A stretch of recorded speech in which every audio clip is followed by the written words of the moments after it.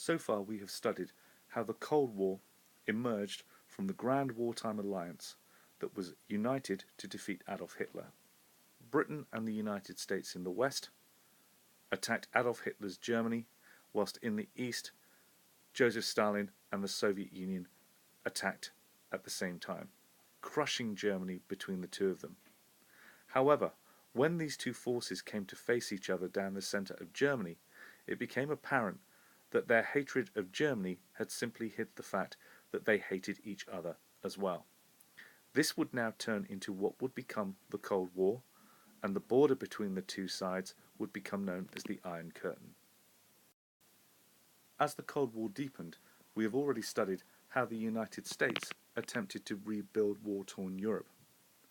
Firstly, by offering a huge amount of money known as the Marshall Plan. This was accepted by Western Europe, but rejected by Eastern Europe. The democracies of Western Europe accepted the American money, rebuilt themselves, and recovered far more quickly than Eastern Europe. The first of the organizations we're going to study today was Stalin's attempt to bring his own version of the Marshall Plan, as well as increase control over the countries that he now needed on his eastern border to protect his country from what he thought was the threat of the West. In the reading that we're going to do today, we're going to look at the organization known as Cominform, the organization called Comecon, and then the response from the West, the formation of NATO, and then the subsequent formation of the Warsaw Pact from the East. As we go through this reading, make notes as you go and follow the reading. Cominform is also known as the Communist Information Bureau. It was set up in 1947 when the Marshall Plan was being introduced, and its aim was to control and coordinate communist parties throughout Eastern Europe. It was essentially a form of control. It was the USSR's direct response to the Truman Doctrine. Whilst the Truman Doctrine promised to protect democracies in Europe, Cominform was set up to ensure that the communist dictatorships would remain in power in Eastern Europe. It made sure that Soviet states followed the same economic and foreign policies as the Soviet Union. Economic policies like collectivization of agriculture and state control of industry were promoted in all Soviet states. These were key aspects of how communism worked. Collectivization of agriculture meant that there were no private farms in Eastern Europe, only large ones owned by the government. And all industry in Eastern Europe was controlled by the government. There were no self-employed or private people with their own businesses. Cominform was also used to get rid of or purge any members who did not do as they were told. Cominform was used to kill people who didn't do as Stalin asked them to. For example, the Yugoslavian leader, Marshal Tito, was kicked out of the Communist Party in 1948. So Cominform was a means of control over Eastern Europe, and it was trying to make sure that Eastern Europe remained loyal to the Soviet Union and also remained as communist dictatorships. This was increasingly important after Western Europe started to recover far more quickly, and many Eastern European people looked jealously over the other side of the Iron Curtain. Comecon is the second organization. Comecon, or the Council for Mutual Assistance, was created in 1949 and was the Soviet response to the Marshall Plan.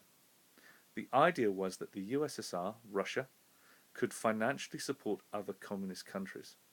However, Comecon was actually used to control other countries' economies and give the Soviet Union access to their resources. Again, it was another means of establishing control and keeping dictatorship over Eastern Europe. Also, Comecon tried to encourage different countries to specialize their economies. The idea that each of the countries in Eastern Europe would provide certain things that made them helpful to the Soviet Union. For example, Czechoslovakia and East Germany were told to focus on heavy industries like steel production, whilst Romania and Hungary focused on producing food and new and raw materials. So Cominform and Comecon were both attempts to provide alternative ways of developing Eastern Europe to the advantage of Russia, the Soviet Union, whereas the Truman Doctrine and the Marshall Plan were all about developing the Western Europe to do the same for the United States and democracy. As the Cold War deepened, and especially concerning Stalin's behaviour over the German capital of Berlin that we will study later, NATO is formed. NATO still exists today and is the military alliance that protects Western Europe and North America. It stands for the North Atlantic Treaty Organization and formed in 1949. It was a defensive measure that was designed to stop Soviet expansion. Therefore, this links to the word we studied last time, which was containment of communism. NATO was a defensive alliance. If one member country was attacked, then the other allies would jump to their defense. They would treat an attack on one of their number as an attack on all of them. Stalin argued that NATO was an aggressive alliance. Ideologically, that's how he viewed any alliance or gang that appeared on his border. However, when NATO allowed West Germany to become a member, this was seen as a direct threat to Stalin and the Soviet Union because West Germany, Russia's former enemy, was right on Russia's border. Some historians argue that NATO committed the United States to the defense of Europe and initiated or started an arms race with the Russians. The USSR eventually set up the Warsaw Pact, an alliance or gang of their own to defend Eastern Europe against Western Europe.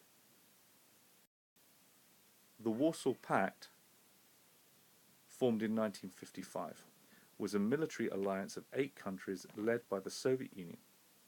The Soviet Union, Albania, Poland, Romania, Hungary, East Germany and Czechoslovakia were all members. Like NATO, if a country was attacked, the other was there to support each other. Europe was now divided, both politically into democracies and dictatorships, economically by the Marshall Plan and Comecon, and 2 military alliances stood off against each other, NATO and the Warsaw Pact.